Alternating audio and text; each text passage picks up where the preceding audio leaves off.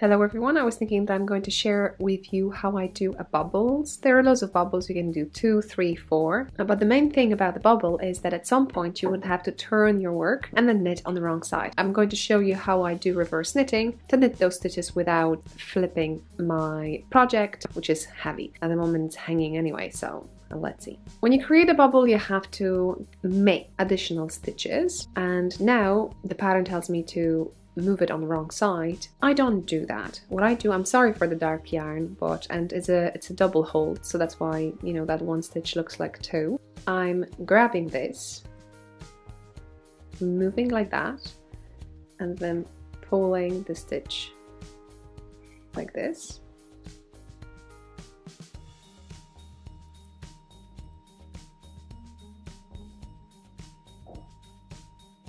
Probably I should wrap the yarn different way because my stitches are on the needle like this. I hope you can see it. So to create a proper knit stitch, I need to knit through the back loop.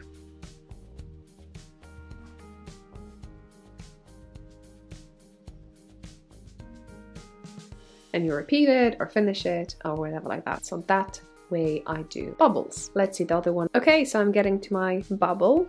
And let's see if anything changed if I go all the way around now.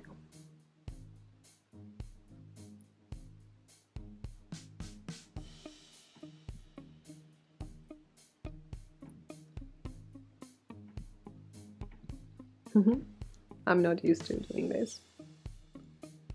And especially all this thing is hanging, it's not even resting, I'm standing doing this, so I think this way, isn't it?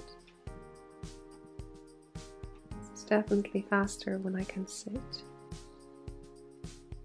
Okay, and now yes, and now everything is proper. So you can follow my first one, but then you have to knit through the back loop, or my second one, and then you can knit through the first loop, and you get exactly the same result. Sorry for the black yarn.